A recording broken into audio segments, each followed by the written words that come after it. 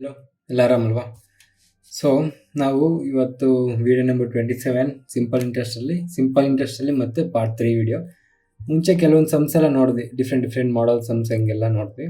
So ಈಗ ಇನ್ನೊಂದು ಸ್ವಲ್ಪ ಕಾಂಪ್ಲಿಕೇಟೆಡ್, ಇನ್ನೊಂದು ಸ್ವಲ್ಪ ಕ್ರಿಯೇಟಿವ್ ಕ್ವಶನ್ಸ್ ಇರುತ್ತೆ, ಅದು ಕೂಡ ನೋಡೋಣ. ಸೊ ಇವತ್ತಿಗೆ ನಮಗೆ ಸಿಂಪಲ್ ಇಂಟ್ರೆಸ್ಟ್ ಟಾಪಿಕಲ್ಲಿ ವಿಡಿಯೋಸ್ ಮುಗ್ದೋಗುತ್ತೆ. ಸೊ ನೆಕ್ಸ್ಟ್ ವಿಡಿಯೋಯಿಂದ ನಾವು ಕಾಂಪೌಂಡ್ ಇಂಟ್ರೆಸ್ಟ್ ತಿಳ್ಕೊಳ್ಳೋಣ. ಅದಾದ್ಮೇಲೆ ಮತ್ತೆ ಸಿಂಪಲ್ ಇಂಟ್ರೆಸ್ಟ್, ಕಾಂಪೌಂಡ್ ಇಂಟ್ರೆಸ್ಟ್ ಕಾಂಬಿನೇಷನ್ಸಲ್ಲಿ ಕೆಲವೊಂದು ಕ್ವಶನ್ಸ್ ಕೊಡ್ತಾರೆ, ಅದು ಕೂಡ ನೋಡ್ಕೊಳ್ಳೋಣ. So first question, the simple interest on a sum of money is 9/16 of the principal. If the number of years is equal to rate of interest, find the time period. ಇದು question. So ಈ ಥರ questions ಕೊಟ್ಟಾಗ question ಏನಂತ ನೋಡಿದ್ರೆ, sum of the simple interest on sum of money is 9/16 of principal ಅಲ್ಲಿ 9/16 simple interest ಅಂತೆ. If the number of years is equal to rate of interest, years ಮತ್ತು rate of interest same ಅಂತೆ. Simple interest ಅನ್ನೋದು 9/16 of principal ಅಂತೆ, ಇದು ಕೊಟ್ಟಿರೋದು. So ಇವಾಗ ನಾನು ಫಸ್ಟ್ ನಾರ್ಮಲ್ ಫಾರ್ಮುಲಾ ಹಾಕೊಂಡು ಹೆಂಗೆ ಮಾಡೋದು ತೋರಿಸ್ತೀನಿ ನಿಮಗೆ. ಅದು ಫಾರ್ಮುಲಾ ಇಲ್ಲ ಅಂದು ಇದನ್ನ ಡೈರೆಕ್ಟಾಗಿ ಈ ಥರ ಕ್ವಶನ್ಸು, ಈ ಥರ ಯಾವಾಗಲೂ ನಮಗೆ ಎಲ್ಲದರಲ್ಲಿ ಈ ಥರ ಕ್ವಶನ್ಸ್ ಬರಲ್ಲ. ಈ ಥರ ಕ್ವಶನ್ಸ್ ತುಂಬ ರೇರಾಗಿ ಬರುತ್ತೆ. ಈ ಥರ ಕೊಟ್ಟಾಗ ಹೆಂಗೆ ಮಾಡೋದು, ಡೈರೆಕ್ಟಾಗಿ ಕೂಡ ವಿತಿನ್ 1 ಲೈನ್ ಆನ್ಸರ್ ಕೂಡ ಹೇಳ್ತೀನಿ. ಫಸ್ಟ್ ಈಗ ಸಿಂಪಲ್ ಇಂಟ್ರೆಸ್ಟ್ ಕೊಟ್ಟಿದ್ದಾರೆ. ಸಿಂಪಲ್ ಇಂಟ್ರೆಸ್ಟ್ ಫಾರ್ಮುಲಾ ಏನು, PTR/100. ಸೊ ಇಲ್ಲಿ ಸಿಂಪಲ್ ಇಂಟ್ರೆಸ್ಟ್ ಅಂದರೆ ಏನು, 9/16 ಆಫ್ ಪಿ. 9/16 ಆಫ್ ಪಿ ಇದು ಸಿಂಪಲ್ ಇಂಟ್ರೆಸ್ಟ್ ಅಲ್ವಾ. ಆದರೆ ಈಗ ಟೈಮು ಮತ್ತು time period rate of interest same ಕೊಟ್ಟಿದ್ದಾರೆ. ಸೊ ನಾವು ಇವಾಗ ನಮಗೆ ಕೇಳ್ತಿರೋದು ಟೈಮ್. ಸೊ ನಾವು ಟೈಮ್ನ ಇಯರ್ಸ್ನ ಟೈಮ್ ಅಂತ ಅಂದ್ಕೊಂಡ್ರೆ, ಈ ರೇಟ್ ಆಫ್ ಇಂಟ್ರೆಸ್ಟ್ನ ಕೂಡ ನಾವು ಟೈಮ್ಗೆ ಈಕ್ವಲ್ ಅಂತ, ಇದು ಕೂಡ ಟೈಮ್ ಅಂತ ತಗೊಂಡ್ರೆ ಇದು ನಮಗೆ ಟಿ ಆಗುತ್ತೆ. ಸೊ ಈಗ ನಾವು ಫಾರ್ಮುಲಾಗೆ ಸಬ್ಸ್ಟಿಟ್ಯೂಟ್ ಮಾಡಿದ್ರೆ PTR/100ನ ನಾವು 9/16p ಅಂತ ಕೂಡ ಬರ್ಕೊಬೋದು. ಯಾಕಂದರೆ ಸಿಂಪಲ್ ಇಂಟ್ರೆಸ್ಟ್ 9/16p. ಈಗ ಇ ಪಿ ಈಕ್ವಲ್ಸಲ್ಲಿ ಕ್ಯಾನ್ಸಲ್ ಆಗುತ್ತೆ. ಸೊ TRನ ನಾವು ಟೈಮ್ನ ನಾವು ಟಿ ಅಂತ ಬರ್ಕೊಬೇಕಾಯ್ತು. ಆ್ಯಕ್ಚುಲಿ ಇದು ಟಿ. ಸೊ ಇದು ಆರ್ ಹಿಂಗೆ ಇಟ್ಕೊಳ್ಳಿ, ಕನ್ಫ್ಯೂಸ್ ಆಗುತ್ತೆ ನಿಮಗೆ. ಇಲ್ಲಿ ಟಿ ಟೈಮ್ನ ಹಂಗೆ ಬರ್ಕೊಂಡಿದ್ವಿ. ರೇಟ್ ಆಫ್ ಇಂಟ್ರೆಸ್ಟ್ ಕೂಡ ಟೈಮ್ಗೆ ಈಕ್ವಲ್ ಅಲ್ವಾ. So T /100. ಈ ಪಿ ಆಲ್ರೆಡಿ ಕ್ಯಾನ್ಸಲ್ ಆಗಿರುತ್ತೆ. ಸೊ 9/16. ಸೊ ಈ ಪಿ ಆಲ್ರೆಡಿ ಇಲ್ಲೇ ಕ್ಯಾನ್ಸಲ್ ಮಾಡಿದ್ದೀನಿ, ಸುಮ್ಮನೆ ಬರ್ಕೊಂಡೆ ಕನ್ಫ್ಯೂಸ್ ಆಗಬೇಡಿ. ಪಿ ಇಲ್ಲಿ ಕ್ಯಾನ್ಸಲ್ ಆಗಿರುತ್ತೆ, TR ಉಳಿಯಿತು. ಟಿ ಅಂತಲೇ ಹಾಕೊಂಡೆ. 6 ಈಸ್ ಈಕ್ವಲ್ ಟು ಟೈಮ್ ಆಗಿರೋದ್ರಿಂದ, ಎರಡು ಸೇಮ್ ಆಗಿರೋದ್ರಿಂದ 6 ಕೂಡ ಟೈಮ್ ಅಂತ ಹಾಕೊಂಡೆ. ಈಕ್ವಲ್ಸ್ 100 ಈಕ್ವಲ್ಸ್ 9/16 ಅಂತ ಹಾಕೊಂಡಿದ್ದೀನಿ. ಈಗ ಈ ಟಿ ಅನ್ನೋದನ್ನ ನಾವು ಕ್ರಾಸ್ ಮಲ್ಟಿಪ್ಲಿಕೇಶನ್ ಮಾಡಿದ್ರೆ, ಈ ಟಿ ಅನ್ನೋದು ಈಚೆ ತಗೊಂಡು ನಾವು ತಗೊಂಡ್ರೆ T² ಆಗುತ್ತೆ. ಇದನ್ನು ಕ್ರಾಸ್ ಮಲ್ಟಿಪ್ಲೈ ಮಾಡಿದ್ರೆ 9 × 100/16 ಬರುತ್ತೆ. ಸೊ T² ನಮಗೆ 900/16 ಬರುತ್ತೆ. T² ಈ ಕಡೆ ಕನ್ವರ್ಟ್ ಮಾಡಿದ್ರೆ 900/16 ಆಗುತ್ತೆ. ಸೊ ನಮಗೆ ಟಿ ಎಷ್ಟು ಬರುತ್ತೆ ಇವಾಗ, 900 ಸ್ಕ್ವೇರ್ ರೂಟು 30/16 ಸ್ಕ್ವೇರ್ ರೂಟ್ 4/30 ಅಂತ ಅಂದರೆ ನಮಗೆ 7.5 ಇಯರ್ಸ್, ಅಥವಾ 7 years 6 months, ಅಥವಾ 1/2 ಇಯರ್ಸ್ ಅಂತಲೂ ಬರ್ಕೊಬೋದು. ಸೊ ಇದು ನಮಗೆ answer. Time period 1/2 years. So ಇವಾಗ ಒಂದೇ ಸಿಂಗಲ್ ಲೈನ್ ಆನ್ಸರ್ ಮಾಡಬೇಕು ಅಂತಂದರೆ, ಈ ಥರ ಯಾವಾಗಾದರೂ ಕೊಟ್ಟರೆ, the simple interest on a sum of moneys, ಈ ಥರ ನಮಗೆ ಈಕ್ವೇಷನಲ್ಲಿ ಕೊಟ್ಟರೆ, ಫ್ರ್ಯಾಕ್ಷನ್ಸಲ್ಲಿ ಕೊಟ್ಟರೆ ಏನು ಮಾಡ್ತೀವಿ ಅಂತಂದರೆ, ಡೈರೆಕ್ಟ್ ಅದು ಏನು ಕೊಟ್ಟಿರ್ತಾರೆ ಅದಕ್ಕೆ ಡಿವೈಡ್ ಹಾಕ್ಕೊಂಡು ಅದನ್ನು ಸ್ಕ್ವೇರ್ ರೂಟ್ ಹಾಕೊಂಬಿಡಿ. ಸೊ ಸ್ಕ್ವೇರ್ ರೂಟ್ ಹಾಕ್ಕೊಂಡು ಬಂದಿರೋ ಆನ್ಸರ್ಗೆ ಒಂದು 0 ಮೇಲ್ಗಡೆ ನ್ಯೂಮರೇಟರ್ಗೆ ಒಂದು 0 ಆ್ಯಡ್ ಮಾಡ್ಕೊಬೇಕು. ಸೊ 9² ಎಷ್ಟು, ಸೊ 9 ಸ್ಕ್ವೇರ್ ರೂಟ್ ಎಷ್ಟು 3, 6 × 4. ಸೊ ನ್ಯೂಮರೇಟ್ರಲ್ಲಿ ಒಂದು 0 ಹಾಕೊಂಡ್ಬಿಟ್ರೆ ಇದೇ ನಿಮ್ಮ ಆನ್ಸರ್. ಸಿಂಪಲ್. ಸೊ ಈ ಥರ ಯಾವಾಗಾದ್ರು ಕೊಟ್ಟಾಗ ಈ ಥರ ಡೈರೆಕ್ಟಾಗಿ ಮಾಡಿ. ಯಾವಾಗಾದರೂ ಏನು ಕೊಟ್ಟರು, ಯಾವುದೇ ನಂಬರ್ ಕೊಟ್ಟರು ಈ ಥರ ಮಾಡ್ಬೋದು. ಇದೇ ಕ್ವಶನಲ್ಲಿ ನಿಮಗೆ ಈ 9/16 ಬದಲು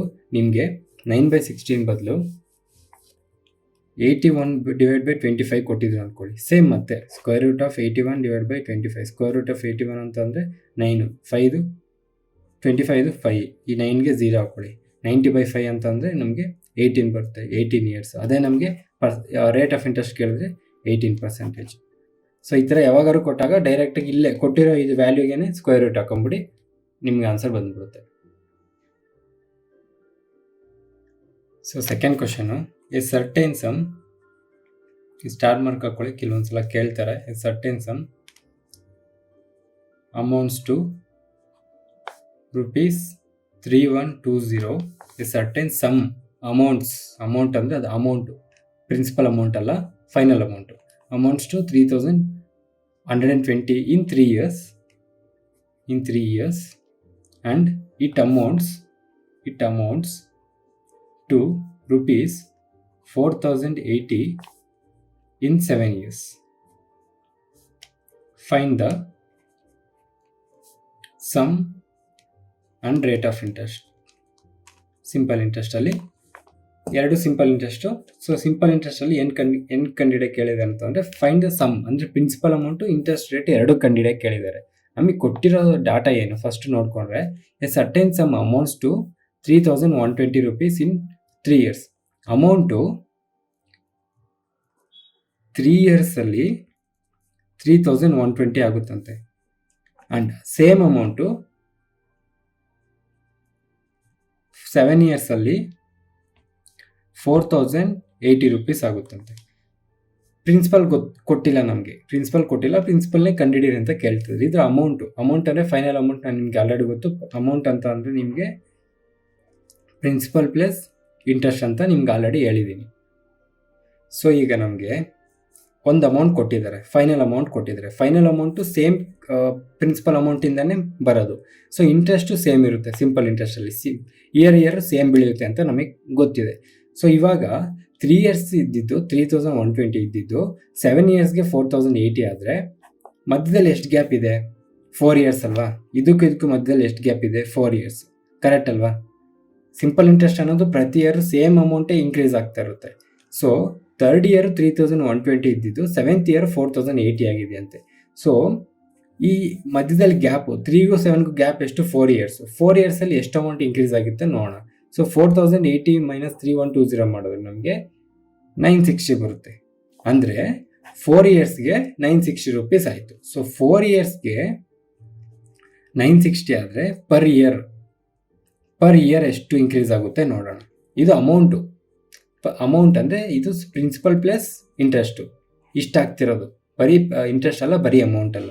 ಸೊ 960 ಡಿವೈಡೆಡ್ ಬೈ 4 ಮಾಡಿದ್ರೆ ನಮಗೆ 240 ಬರುತ್ತೆ. ಇದೇನು? ಪರ್ ಇಯರ್ಗೆ ಅಮೌಂಟು ಇಷ್ಟು 240 ಆಗ್ತದೆ. ಈಗ ನಾವು ಪ್ರಿನ್ಸಿಪಲ್ ಅಮೌಂಟ್ ಕಂಡುಹಿಡಿಯೋಣ. ಸೊ ಪ್ರಿನ್ಸಿಪಲ್ ಅಮೌಂಟು ನಮಗೆ ಗೊತ್ತು, ಅಮೌಂಟು ಮೈನಸ್ ಇಂಟ್ರೆಸ್ಟ್. ಇವಾಗ ನೀವು ಹೇಳಿ, ಒಂದು ಅಮೌಂಟು 3,120 ಇದ್ದಿದ್ದು 4,080 ಆಗಿದೆ ಅಂತ ಅಂದರೆ ಏನು ಬೆಳೀತಿದೆ ಅಲ್ಲಿ ಮಧ್ಯದಲ್ಲಿ? ಇಂಟ್ರೆಸ್ಟ್ ಅಲ್ವಾ? ಆ ಅಮೌಂಟ್ ಅನ್ನೋದು ಏನಿರುತ್ತೋ ಅದು ಹಂಗೆ ಫಿಕ್ಸ್ಡ್ ಆಗಿರುತ್ತಲ್ವ, ಇಂಟ್ರೆಸ್ಟ್ ಮಾತ್ರ ಬೆಳೀತಾ ಇರುತ್ತೆ. ಈಗ 100 ಪ್ರಿನ್ಸಿಪಲ್ ಇದ್ದಿದ್ದು 20 ಅಮೌಂಟ್ ಇದ್ದಿದ್ರೆ ಅದನ್ನ ಆ ಗ್ಯಾಪ್ನ, ಆ ಡಿಫ್ರೆನ್ಸ್ ನಾವು ಇಂಟ್ರೆಸ್ಟ್ ಅಂತ ತಾನೇ ಕರಿತೀವಿ. ಸೊ 4 ಇಯರ್ಸಲ್ಲಿ 960 ಆಗಿದೆ ಅಂತ ಅಂದರೆ ಇದನ್ನು ನಾವು ಇಂಟ್ರೆಸ್ಟ್ ಅಂತ ಕೂಡ ಕನ್ಸಿಡರ್ ಮಾಡ್ಬೋದಲ್ವಾ? ಅರ್ಥ ಆಗ್ತಿದೆಯಾ? 3 ಇಯರ್ಸಲ್ಲಿ 3,120 ಇದ್ದಿದ್ದು 7 ಇಯರ್ಸ್ಗೆ 4,080 ಅಂತ ಆಗಿದೆ ಅಂತ ಅಂದರೆ ಅಲ್ಲಿ ಬೆಳೆದಿದ್ದೇನು? ಇಂಟ್ರೆಸ್ಟೇ ಅಲ್ವಾ? So 960 interest. ಈಗ 4 ಇಯರ್ಸ್ಗೆ 960 ಅಂತ ಅಂದರೆ ಪರ್ ಇಯರ್ಗೆ 240 ಆಯಿತು. ನಾವು ಫಸ್ಟು 3 ಇಯರ್ಸ್ಗೆ ಎಷ್ಟಾಯಿತು ಅಂತ ತಿಳ್ಕೊಂಬಿಟ್ರೆ ನಮಗೆ ಸಮ್ಮು ಗೊತ್ತಾಗ್ಬಿಡುತ್ತೆ. ಸೊ 240 × 3 ಮಾಡಿಕೊಂಡ್ರೆ 720, ಅಂದರೆ 3 ಇಯರ್ಸ್ಗೆ 720 ಬೆಳೆದಿರುತ್ತೆ. ಈಗ ನಮಗೆ ಡಾಟಾ ಕೊಟ್ಟಿದ್ದಾರೆ 3 ಇಯರ್ಸ್ದು ಪ್ರಿನ್ಸಿಪಲ್ ಅಮೌಂಟ್ ಕಂಡುಹಿಡಿಬೇಕಂದ್ರೆ 3 ಇಯರ್ಸ್ದು ನಮಗೆ ಡಾಟಾ ಕೊಟ್ಟಿದ್ದಾರೆ. 3 ಇಯರ್ಸ್ ಅಮೌಂಟ್ ಎಷ್ಟು? 3,120 ಅಮೌಂಟ್ ಕೊಟ್ಟಿದ್ದಾರೆ. ಇಂಟ್ರೆಸ್ಟ್ ಎಷ್ಟು? 720. ಸೊ ನಮಗೆ ಪ್ರಿನ್ಸಿಪಲ್ ಅಮೌಂಟು 2,400 ಬರುತ್ತೆ. ಒಂದು ಆನ್ಸರ್ ಆಯಿತು. ಸಮ್ಮು ಬಂದು ನಮಗೆ 2,400 ಆಯಿತು. ಈಗ 2,400 ಪ್ರಿನ್ಸಿಪಲ್ ಅಮೌಂಟು ಅದು 100% ಆದರೆ ಮುಂಚೆ ಮಾಡಿದ್ದಂಗೆ ಸೇಮ್ ಮತ್ತೆ 240 ಎಷ್ಟು? ಸೊ ನೋಡಿದ್ರೇ ಗೊತ್ತಾಗ್ಬಿಡುತ್ತೆ, 10%. So rate of interest 10%. ಮುಗೀತಲ್ವ ಆನ್ಸರು. ಸೊ ಏನಿಲ್ಲ, a certain sum amounts to ಒಂದು ಅಮೌಂಟು 3200 ಆಗಿದೆ. ಅಮೌಂಟ್ ಅಂದರೆ ಇಂಟ್ರೆಸ್ಟ್ ಪ್ಲಸ್ ಪ್ರಿನ್ಸಿಪಲ್ಲು. ಸೊ 3 ಇಯರ್ಸ್ಗೆ 3120 ಅಂತ ಅಂದರೆ 3120 ಅನ್ನೋದು ಅಮೌಂಟು ಪ್ಲಸ್ ಇಂಟ್ರೆಸ್ಟು ಕರೆಕ್ಟ್ ಅಲ್ವಾ? Amount plus interest. ಸೊ ಇದು 3120 ಅನ್ನೋದು ಅಮೌಂಟು ಪ್ಲಸ್ ಇಂಟ್ರೆಸ್ಟು ಕರೆಕ್ಟ್ ಅಲ್ವಾ? ಸೊ ಇದರಲ್ಲಿ ನಮಗೆ ಪ್ರಿನ್ಸಿಪಲ್ ಕಂಡುಹಿಡಿಬೇಕಾಯಿತು. ಇವಾಗ ಪ್ರಿನ್ಸಿಪಲ್ ಕಂಡುಹಿಡಿಬೇಕಂತ ಅಂದರೆ 3 ಇಯರ್ಸ್ ಇಂಟ್ರೆಸ್ಟ್ ಎಷ್ಟು ಬೇಕಿತ್ತು. ಸೊ 3 ಇಯರ್ಸ್ ಇಂಟ್ರೆಸ್ಟ್ ಕಂಡುಹಿಡಿಯೋಕ್ಕೆ ಫಸ್ಟ್ ನಾವು 3 ಇಯರ್ಸು ಮತ್ತು 7 ಇಯರ್ಸ್ ಮಧ್ಯದಲ್ಲಿರುವ 4 ಇಯರ್ಸ್ ಇಂಟ್ರೆಸ್ಟು ತಿಳ್ಕೊಂಡ್ವಿ. ಸೊ 4 ಇಯರ್ಸ್ ಇಂಟ್ರೆಸ್ಟ್ ತಿಳ್ಕೊಂಡಿದ್ದರಿಂದ ನಮಗೆ 3 ಇಯರ್ಸ್ ಇಂಟ್ರೆಸ್ಟ್ ಬಂತು. 3 ಇಯರ್ಸ್ ಇಂಟ್ರೆಸ್ಟ್ ಎಷ್ಟು? 720. ಸೊ 3 ಇಯರ್ಸ್ ಇಂಟ್ರೆಸ್ಟ್ 720 ಆಗಿರೋದ್ರಿಂದ ಇಂಟ್ರೆಸ್ಟ್ 720 ಆಯಿತು, ಅಮೌಂಟು 3120 ಆಯಿತು. ಪ್ರಿನ್ಸಿಪಲ್ ಅಮೌಂಟಿಂದ ಇಂಟ್ರೆಸ್ಟ್ನ ಮೈನಸ್ ಮಾಡಿದ್ರೆ 2400 ಬಂತು. ವೆರಿ ಸಿಂಪಲ್ ಅಲ್ವಾ? ಅರ್ಥ ಆಗಿಲ್ಲ ಅಂದರೆ ಇನ್ನೊಂದ್ಸಲ ನೋಡಿ, ಕ್ಲೀನಾಗಿ ಅರ್ಥ ಆಗುತ್ತೆ. So next question, A part of the sum of rupees 3000 is invested at 5% per annum and the rest at 6% per annum. The whole annual interest received is 162 rupees. Find the money invested at 6% per annum. So question ನೋಡ್ಕೊಂಡ್ರೆ a part of the sum, ಇವಾಗ total amount ಇದೆ. ಅಮೌಂಟಲ್ಲಿ ಒಂದಷ್ಟು ಭಾಗ, ಆ ಭಾಗ ಎಷ್ಟು? 3000. Total amount ನಮಗೆ ಗೊತ್ತಿಲ್ಲ. ಸೊ ಅದರಲ್ಲಿ ಒಂದು ಭಾಗ 3000ನ 5% ಇನ್ವೆಸ್ಟ್ ಮಾಡಿದ್ದಾರೆ, ಮತ್ತು ಮಿಕ್ಕಿದ್ದನ್ನು 6% ಇನ್ವೆಸ್ಟ್ ಮಾಡಿದ್ದಾರೆ. ಸೊ ಒಂದು 5% ಮಾಡಿದ್ದಾರೆ, ಒಂದು 6% ಮಾಡಿದ್ದಾರೆ. 5% ಅಮೌಂಟು 3000 ಅಂತ ಗೊತ್ತು. 6% ಅಮೌಂಟ್ ಎಷ್ಟು ಅಂತ ಕೇಳ್ತಾ ಇದ್ದಾರೆ. ದ ಹೋಲ್ ಆ್ಯನ್ಯುವಲ್ ಇಂಟ್ರೆಸ್ಟ್, ಎರಡು ಇಂಟ್ರೆಸ್ಟ್ ಆ್ಯಡ್ ಮಾಡಿದ್ರೆ 162 ರೂಪೀಸ್ ಬಂತಂತೆ. Find the money interested at 6% per annum. 6% amount ಕೇಳ್ತಾ ಇದ್ದಾರೆ. ಸೊ ಇದು ನಾರ್ಮಲಾಗಿ mixture and alligation question. So ನಾನು ಇವಾಗ ಅದನ್ನು ಮಾಡ್ತೀನಿ, ಮಿಕ್ಸ್ಚರ್ ಆ್ಯಂಡ್ ಅಲಿಗೇಷನಲ್ಲೇ ಮಾಡ್ತೀನಿ. ಬಟ್ ತುಂಬ ತಲೆ ಕೆಡಿಸ್ಕೊಂಬಿಡಿ, ಗೊತ್ತಾಗಿಲ್ಲ ಅಂತ ಅಂದರೆ ಜಸ್ಟ್ ಅರ್ಥ ಮಾಡ್ಕೊಳ್ಳೋಕೆ ಟ್ರೈ ಮಾಡಿ. ಮತ್ತೆ ನಾನು ಅಲಿಗೇಷನ್ ಮಿಕ್ಸ್ಚರ್ಸ್ ಮಾಡಿದಾಗ ಕ್ಲೀನಾಗಿ ಹೇಳ್ಕೊಂಡ್ಕೊಡ್ತೀನಿ. ಸೊ ಈಗ ಅಲಿಗೇಷನ್ಸ್ ಆ್ಯಂಡ್ ಮಿಕ್ಸ್ಚರ್ ಫಸ್ಟ್ ನೋಡಿದ್ರೆ, ಈಗ a part of sum of 3000 is invested at 5%. 5% ಅಂತ ಅಂದರೆ ನಮಗೆ 5% ಆಫ್ 3000 ಏನು ಬರುತ್ತೆ ಅಂದರೆ, ನಾನು ಫುಲ್ಲು 5% ಆಫ್ 3000 ಏನು ಬರುತ್ತೆ, ಇದು ಎ ಅಂತ ತೊಗೊಂಡ್ರೆ 150 ಬರುತ್ತೆ. 5% ಆಫ್ 3000 150 ಬರುತ್ತೆ. ಇನ್ನೊಂದು 6% ಆಫ್ ಇನ್ನೊಂದು ಕೂಡ ನಾವು ಅಮೌಂಟು 3000 ಅಂತಲೇ ಕನ್ಸಿಡರ್ ಮಾಡಿಕೊಂಡ್ರೆ 6% ಆಫ್ 3000 ಅಂತ ಅಂದ್ಕೊಂಡಿದ್ದರೆ ಬಿ 180 ಬರಬೇಕಿತ್ತು. ಅಂದರೆ ಇನ್ನೊಂದು ಅಮೌಂಟು 3000 ಅಂತ ಅಂದ್ಕೊಂಡಿದ್ರೆ ಅದು ಕೂಡ 180 ಬರಬೇಕಿತ್ತು. ಬಟ್ ಅದು 180 ಬಂದಿಲ್ಲ. ಇವೆರಡು ಆ್ಯಡ್ ಮಾಡಿದ್ರೆ ನಮಗೆ ಟೋಟಲ್ 162 ಬಂತಂತೆ. ಸೊ ಅವೆರಡು ಆ್ಯಡ್ ಮಾಡಿದ್ರೆ ನಮಗೆ ಟೋಟಲ್ 162 ಬಂತು. ಸೊ ಇದ್ರ ಡಿಫ್ರೆನ್ಸ್ ಎಷ್ಟಿದೆ? 12 ಇದೆ. ಇದಕ್ಕೂ ಡಿಫ್ರೆನ್ಸ್ ಎಷ್ಟಿದೆ? 18 ಇದೆ. ಸೊ ಇದು ರೇಷಿಯೋ ಮಾಡಿಕೊಂಡ್ರೆ ಇದು 3 6 ಇದು 2 6 12 3:2 ರೇಷಿಯೋ ಬರುತ್ತೆ. ಇದು ಮತ್ತೆ ರೇಷಿಯೋಲ್ ಬಂದಿದೆ. ಈ ರೇಷಿಯೋಸ್ ಮತ್ತೆ ಅದೇ ಹೇಳ್ತಿಲ್ವಾ, ಬರೀ ಒಂದು ಟಾಪಿಕ್ ತಿಳ್ಕೊಂಡೇ ಮಾಡೋಕ್ಕೆ ಹೋದರೆ ಎಲ್ಲ ನಮಗೆ ಆಗಲ್ಲ. ಈ ರೇಷಿಯೋ ಆ್ಯಂಡ್ ಪ್ರಪೋರ್ಷನ್ಸಲ್ಲಿ ನೋಡ್ಕೊಂಡಾಗ ಈ ರೇಷಿಯೋಸ್ ಏನು ಅಂತ ಗೊತ್ತಾಗ್ಬಿಡುತ್ತೆ. ಈಗ ನಿಮಗೆ 3:2 ಅಲ್ಲಿ ಆ್ಯಕ್ಚುಲಿ ಅವರು ಇನ್ವೆಸ್ಟ್ ಮಾಡಿರೋದು. ಸೊ 3000 ಈಗ 3:2 ರೇಷಿಯೋ ಬಂದಿದೆ. ಟೋಟಲ್ ಅಮೌಂಟ್ ನೋಡಿಕೊಂಡ್ರೆ a part of the sum of 3000, sorry ನಿಮಗೆ ನಾನು ಮುಂಚೆ ಬೇರೆ ಪಾರ್ಟು, ಒಂದು 3000 ಇನ್ನೊಂದು ಗೊತ್ತಿಲ್ಲ ಅಂತಂದಿದ್ದೆ.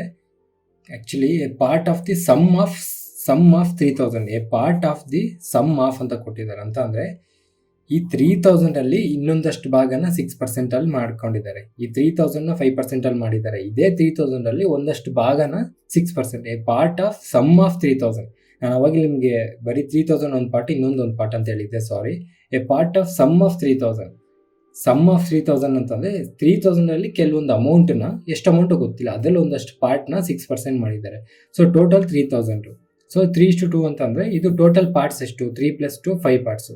5 ಪಾರ್ಟ್ಸು 3000 ಆಗಿದ್ರೆ ನಮಗೆ ಎಷ್ಟು ಬೇಕಾಗಿರೋ 6% ರೇಷಿಯೋ ಎಷ್ಟು 2 ಪಾರ್ಟ್ಸ್ ಎಷ್ಟು, ಇದು ಇಂಟು 6 20, ಇದು ಇಂಟು 6 20 ಅಂತಂದರೆ 1200. Find the money invested at 6% ಅಂತಂದರೆ ನಮಗೆ 1200 ನಮ್ಮ ಆನ್ಸರ್.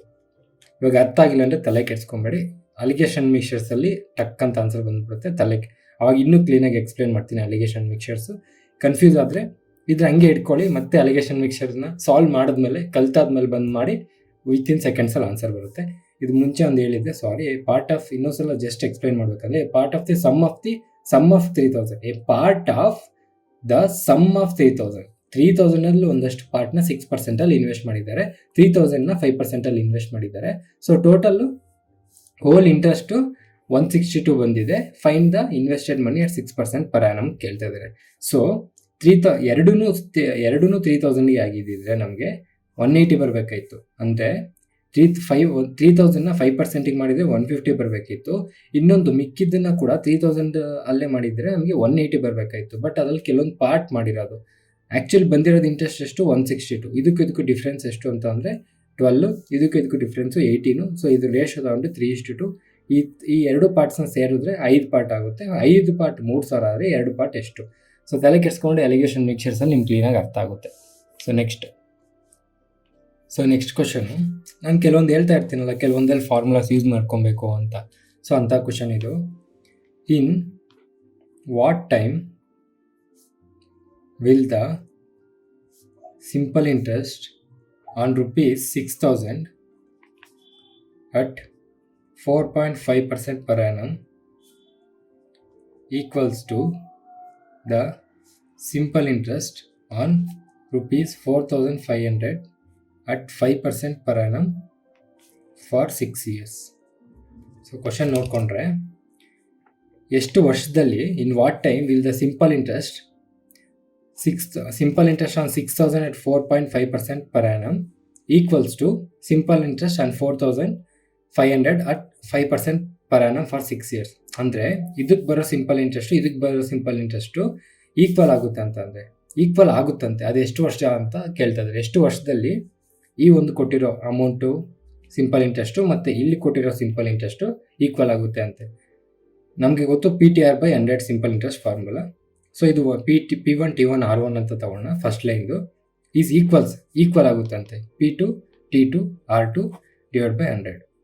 ಈಗ ನಾನು ಫಾರ್ಮುಲಾಸ್ ಯೂಸೇ ಮಾಡಲ್ಲ ಅಂತ ಅಂದರೆ ಆ ಫಾರ್ಮುಲಾಸನ್ನು ಸಬ್ಸ್ಟಿಟ್ಯೂಟ್ ಮಾಡ್ಕೊಂಡು ನಾವು ಆನ್ಸರ್ಸ್ ಮಾಡಲ್ಲ, ಡೈರೆಕ್ಟಾಗಿ ಆನ್ಸರ್ಸ್ ಮಾಡ್ತೀವಿ. ಸೊ ಕೆಲವೊಂದು ಸಲ ಫಾರ್ಮುಲಾಸ್ ಯೂಸ್ ಮಾಡ್ತೀವಿ. ಹಂಗಂತ ಹೇಳಿ ಫಾರ್ಮುಲಾಸನ್ನು ನೆನ್ಪಿಟ್ಕೊಳ್ಳೇಬಾರ್ದು ಅಂತ ನಾನು ಎಲ್ಲೂ ಹೇಳಿಲ್ಲ. ಕೆಲವೊಂದು ಟೈಮ್ ನನಗೆ ಫಾರ್ಮುಲಾಸ್ ಬೇಕಾಗುತ್ತೆ, ಅವಾಗ ನಾವು ನೆನ್ಪಿಟ್ಕೋಬೇಕು, ನಮ್ಗೆ ಅದು ಗೊತ್ತಿರಲೇಬೇಕು. ಸೊ ಇವಾಗ PTR/100 ಅಂತ ನಾವು ಫಸ್ಟ್ ವೀಡಿಯೋಲ್ಲಿ ಮಾಡಿದ್ವಿ, ಎಷ್ಟು ಉದ್ದಕ್ಕೆ ಆನ್ಸರ್ ಬರುತ್ತೆ ಅಂತ. ಟೈಮ್ ವೇಸ್ಟ್ ಆಗೋಗುತ್ತೆ ಆ ಥರ ಮಾಡ್ಕೊಂಡೋದ್ರೆ. ಅದಕ್ಕೋಸ್ಕರ ನಾವು ಫಾರ್ಮುಲಾಸ್ ಯೂಸ್ ಮಾಡಲ್ಲ. ಬಟ್ ಕೆಲವೊಂದು ಕಡೆ ಈ ಥರ ಕ್ವಶನ್ಸಲ್ಲಿ ಯೂಸ್ ಮಾಡಲೇಬೇಕು. ಸೊ PTR/100, P ಎಷ್ಟು ಕೊಟ್ಟಿದ್ದಾರೆ 6,000, ಟೈಮ್ ಕೊಟ್ಟಿಲ್ಲ, ಇಂಟು ರೇಟ್ ಕೊಟ್ಟಿದ್ದಾರೆ 4.5 ಇಂಟು T1. ಇದು 100 ಕ್ಯಾನ್ಸಲ್ ಆಗುತ್ತೆ. ಈಕ್ವಲ್ಸಲ್ಲಿ ನಿಮಗೆ ಇದೆಲ್ಲ ಬೇಸಿಕ್ಸು. ಇವಾಗ ಈಕ್ವಲಲ್ಲಿರೋದು ಸೇಮ್ ಇದ್ದರೆ ಇದು ಕ್ಯಾನ್ಸಲ್ ಆಗುತ್ತೆ. LHS ಇಸ್ಕೊಲ್ಸು RHS ಗೊತ್ತಲ್ವಾ?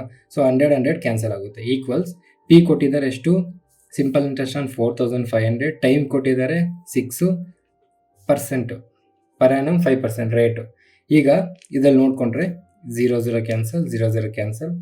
ಅದಾದಮೇಲೆ ನಮಗೆ 4.5 1 4.5 10 45 ಬರುತ್ತೆ. 10 1 10 6 60 6 1 6 ಕ್ಯಾನ್ಸಲ್ ಆಗುತ್ತೆ. T1 = 5 ಬರುತ್ತೆ. ಸೊ ನಮ್ಮ ಆನ್ಸರಲ್ಲಿ 5 ಇಯರ್ಸ್ ಆಗಿರುತ್ತೆ. 5 ಇಯರ್ಸು ಇದೇ ಇಂಟ್ರೆಸ್ಟು 6,000 at 4.5% 5 ಇಯರ್ಸ್ ಅಂತ ಅಂದರೆ 4.5 ಇಂಟು 5 ಮಾಡಿದ್ರೆ ನಿಮಗೆ 20.5 ಇಂಟು ಅಂತಂದರೆ 22.5 ಬರುತ್ತೆ. ಸೊ ಇದು ಕೂಡ ನಿಮಗೆ ಆಲ್ಮೋಸ್ಟ್ 6 ಇಂಟು 30% ಬರುತ್ತೆ. ಬಟ್ ಇದು 30% ಆನ್ 4,500 22.5% ಆನ್ 6,000 ನಿಮಗೆ ಸೇಮ್ ಬರುತ್ತೆ. ಓಕೆನಾ? ಸೊ ಇವಾಗ ನೆಕ್ಸ್ಟ್ ಕ್ವಶನು ತುಂಬ ದೊಡ್ಡ ಕ್ವಶನ್ ಇತ್ತು, ಅದಕ್ಕೆ ಫಸ್ಟೇ ಬರೆದ್ಬಿಟ್ಟೆ. ಒಂದ್ಸಲ ಓದ್ತೀನಿ. A sum of 8,820 is lent into 3 parts. 8,820ನ 3 ಪಾರ್ಟ್ಸಾಗಿ ಹಂಚಿದ್ದಾರೆ ಅಥವಾ ಸಾಲ ಕೊಟ್ಟಿದ್ದಾರೆ ಅಂತ ಅಂದ್ಕೊಳ್ಳಿ. The first part is lent for 4 years at 6.25%. ಫಸ್ಟ್ದು ಅಮೌಂಟ್ ಗೊತ್ತಿಲ್ಲ ನಮಗೆ. ಫಸ್ಟ್ದು 4 yearsಗೆ ಕೊಟ್ಟಿದ್ದಾರೆ, 6.25% ಕೊಟ್ಟಿದ್ದಾರೆ. ಸೆಕೆಂಡ್ ಒಂದು 5 yearsಗೆ 10% ಕೊಟ್ಟಿದ್ದಾರೆ. ಥರ್ಡ್ ಒನ್ 8 years 12.5% ಕೊಟ್ಟಿದ್ದಾರೆ. ಈಗ ಫೈಂಡ್ ದ ಫಸ್ಟ್ ಪಾರ್ಟ್ದು ಅಮೌಂಟ್ ಕೇಳ್ತಿದ್ದಾರೆ. If interest in all these cases are same. ಅಂದರೆ ಅದ್ರಲ್ಲಿ ಬಂದಿರೋ ಇಂಟ್ರೆಸ್ಟ್ ಎಲ್ಲದಕ್ಕೂ ಸೇರಿ ಇಂಟ್ರೆಸ್ಟ್ ಬಂದಿರೋದು ಸೇಮ್ ಅಮೌಂಟ್ ಆಗಿರುತ್ತೆ. ಸೊ ಇವಾಗ ನಾವು ಆ್ಯಕ್ಚುಲಿ ಇದು ರೇಷಿಯೋಸ್ ಆ್ಯಂಡ್ ಪ್ರೊಪೋರ್ಷನ್ ಕ್ವಶನ್ನು. ರೇಷಿಯೋಸಲ್ಲಿ 2 ನಿಮಿಷ 1 ನಿಮಿಷದ ಕ್ವಶನ್, 1 ನಿಮಿಷನಲ್ಲ, ಒಂದು 40 ಸೆಕೆಂಡ್ ಕ್ವಶನ್ನು. ಬಟ್ ಅದು ನಾನು ರೇಷಿಯೋಸಲ್ಲಿ ಮಾಡೋಕ್ಕೆ ಟ್ರೈ ಮಾಡ್ತೀನಿ. ಗೊತ್ತಾಗಿಲ್ಲ, ಕನ್ಫ್ಯೂಷನ್ ಆಯಿತು, ಅರ್ಥ ಆಗಿಲ್ಲ ಅಂತ ಅಂದರೆ ಪರವಾಗಿಲ್ಲ, ಜಸ್ಟ್ ನೋಡಿ ಹೆಂಗಾಗುತ್ತೆ ಅಂತ. So a sum of 8,000 is lent into 3 parts. 3 partsನ ನಾವು ಫಸ್ಟ್ ಪಾರ್ಟ್ ಏನು, 4 years at 6.25%. 4 into 6.25 ಇದನ್ನ ಎ ಅಂತ ತಗೊಳ್ಳೋಣ. Is to second part 5 years into 10 ಇದು ಬಿ ಅಂತ ತಗೊಳ್ಳೋಣ. ಈಸ್ಟು ಸಿ ಎಷ್ಟು, 8 into 12.5 ಇದನ್ನು ಸಿ ಅಂತ ತಗೊಳ್ಳೋಣ. ಸೊ ಇವಾಗ ಇಂಟು ಮಾಡಿದ್ರೆ 6 4 24 ಇದೊಂದು 25 ಬರುತ್ತೆ. 25A is to 50B is to 100C ಬರುತ್ತೆ. 8 10 80 2.5 ಅಂತ ಅಂದರೆ 16 ಒಂದು 4 100. ಸೊ 100 25 50 100 ಇದನ್ನು ಮತ್ತೆ ಕನ್ವರ್ಟ್ ಮಾಡಿದ್ರೆ 25 1s 25 2s 25 4s 1A ಇಷ್ಟು 2B ಇಷ್ಟು 4C ಬರುತ್ತೆ. ಓಕೆನಾ? ಇವಾಗ ಇದನ್ನು ಜಸ್ಟ್ ನೋಡ್ಕೊಳ್ಳಿ, ಅರ್ಥ ಆಗಿಲ್ಲ ಅಂದರೆ ತಲೆ ಕೆಡಿಸ್ಕೊಂಬಿಡಿ. ರೇಷಿಯೋಸಲ್ಲಿ ಇವಾಗ ನಮಗೆ ಎ ರೇಷಿಯೋ ಬೇಕು ಅಂತಂದರೆ ಈಗ ಎ ಪಾರ್ಟ್, ಇವಾಗ ಟೋಟಲ್ ಪಾರ್ಟ್ಸ್ ಈಗ ಇದ್ರದ್ದು 4 5 6 1 7 parts. ಈಗ ನಮಗೆ ಇದ್ರದ್ದು ವ್ಯಾಲ್ಯೂ ಬೇಕು, ಇದ್ರದ್ದು ರೇಷಿಯೋ ಬೇಕು ಅಂತಂದರೆ ನಮಗೆ ಗೊತ್ತಿಲ್ಲ ಅಂತ ಅಂದಾಗ ಇದೆರಡನ್ನ ಇಂಟು ಮಾಡ್ತೀವಿ. ಅಂದರೆ ಎದು 4 B ಇಂಟು ಸಿ 2 into 4 8 ಆಗುತ್ತೆ. ಬಿದು ಎ ಇಂಟು ಸಿ ಮಾಡ್ತೀವಿ, 4 1s 4 ಆಗುತ್ತೆ. ಸಿದು ಬಿ ಇಂಟು ಎ ಮಾಡ್ತೀವಿ, 2 1s 2 ಆಗುತ್ತೆ. ಸೊ ಇದು ಮತ್ತೆ ಸಿಂಪ್ಲಿಫೈ ಮಾಡಿದ್ರೆ 2 4s ಇಷ್ಟು 2 2s ಇಷ್ಟು 2 1s. ಓಕೆನಾ? 4:2:1 ರೇಷಿಯೋದಲ್ಲಿ ನಮಗೆ ಬರಬೇಕು. ಆ ಒಂದು 8,820 ಅನ್ನೋದು 4 parts 2 parts 1 partsಲ್ಲಿ ಬರಬೇಕು. ಅಂದರೆ 4:2:1 ರೇಷಿಯೋಲ್ಲಿ ಬರಬೇಕು. ಇದು ಟೋಟಲ್ ಎಷ್ಟು, 4 5 6 7. ಸೊ 7 parts ನಮಗೆ 8,820 ಆದರೆ ಏನು ಕೇಳಿದ್ದಾರೆ ನಮಗೆ, ಫಸ್ಟ್ ಪಾರ್ಟದು 4 parts ಎಷ್ಟು, ಇಷ್ಟೇ ಆನ್ಸರ್. ಸೊ ಇನ್ನು ನಾವು ಕ್ರಾಸ್ ಮಲ್ಟಿಪ್ಲೈ ಮಾಡಿದ್ರೆ 8820 ಇಂಟು 4/7 ಬರುತ್ತೆ. ನಮಗೆ ಇದು 7 1s 7 18 ಇರುತ್ತೆ, 7 2s 14 42 ಇರುತ್ತೆ, 6 7s 42 126. ಇಲ್ಲೊಂದು 0 ಇರುತ್ತೆ, 1260 ಇಂಟು 4 ನಮಗೆ 5040 ಬರುತ್ತೆ. ಸೊ ಫಸ್ಟ್ ಪಾರ್ಟ್ದು ಅಮೌಂಟು 5040. ಈ ರೇಷಿಯೋಸ್ ಎಲ್ಲ ಅರ್ಥ ಆಗಲಿ ಅಂತ ತಲೆ ಕೆಡಿಸ್ಕೊಂಬಿಡಿ. ಇದೊಂದು ನೆನ್ಪಿಟ್ಕೊಳ್ಳಿ, ನಾವು ಮತ್ತೆ ರೇಷಿಯೋಸಲ್ಲಿ ಕ್ಲೀನಾಗಿ ಹೇಳ್ತೀನಿ. ಓಕೆನಾ? ಇದಕ್ಕೆ ಆನ್ಸರ್ 5040. ಸಿಂಪಲ್. ಅದಕ್ಕೆ ಹೇಳ್ತಿಲ್ವ, ಎಲ್ಲನೂ ಕಲ್ತಾದ್ಮೇಲೆ ನೀವು ಅದನ್ನು ಕೊಟ್ಟಿರೋ ಕ್ವಶನ್ಸ್ನ ನೀವು ಬೇರೆ ಥರ ಎಲ್ಲ ಮಿಕ್ಸ್ ಮಾಡಿ ಟಕ್ ಅಂತ ಬೇಗ ಆನ್ಸರ್ ಮಾಡೋ ಒಂದು ಕೇಪಬಿಲಿಟಿ ನಿಮಗೆ ಬಂದ್ಬಿಡುತ್ತೆ, ಆಟೋಮೆಟಿಕ್ಕಾಗಿ ಬಂದ್ಬಿಡುತ್ತೆ. ಓಕೆನಾ? ಅದಕ್ಕೋಸ್ಕರ ದಯವಿಟ್ಟು ಎಲ್ಲ ವೀಡಿಯೋಸ್ ನೋಡಿ. ನನ್ನ ವೀಡಿಯೋಸ್ ನೋಡಿ ಅಂತ ನಾನು ಹೇಳ್ತಿಲ್ಲ, ಬೇರೆಯವ್ರದ್ದು ನೋಡಿದ್ರೂ ಪರವಾಗಿಲ್ಲ ಏನೋ ನಿಮ್ಮ ಇಷ್ಟ. ಅದು ನೀವು ಯಾರು ವೀಡಿಯೋಸಾದ್ರು ನೋಡಿ, ಬಟ್ ಕಲ್ತ್ಕೊಳ್ಳಿ, ನಿಮ್ಗೆ ಅವಾಗ ಗೊತ್ತಾಗುತ್ತೆ ಅಷ್ಟೇ. ಸೊ ನೆಕ್ಸ್ಟ್ ಕ್ವಶನ್ ಬರ್ಕೊಳ್ಳಿ. A sum of rupees 72,400 is lent into 3 parts. So ಈ 3 parts ಅಂತ ಈ ಥರ ಎಲ್ಲ ಕೊಟ್ಟಾಗಿದ್ದಲ್ಲ ರೇಷಿಯೋಸ್ ಕ್ವಶನ್ಸ್ ಆಗಿರುತ್ತೆ. The first is lent for 4 years at 10% per annum. Second for 6 years at 9% per annum. And third for 4 years at 17% per annum. Find the second part. If amounts, ಇದು ಹುಷಾರಾಗಿ ನೋಡಬೇಕು, ಇದು important. If amounts in all 3 cases are same. ಇಲ್ಲಿ ನಮಗೆ amounts ಕೊಟ್ಟಿದ್ದಾರೆ. Last ವಿಡಿಯೋಲಿ ನಮಗೆ interest ಕೊಟ್ಟಿದ್ರು. If all 3 interest are same ಅಂತ ಕೊಟ್ಟಿದ್ರು. ಅಮೌಂಟ್ ಅಂದರೆ ನಿಮಗೆ ಗೊತ್ತು, ಪ್ರಿನ್ಸಿಪಲ್ ಪ್ಲಸ್ ಇಂಟ್ರೆಸ್ಟ್ ಅಂತ.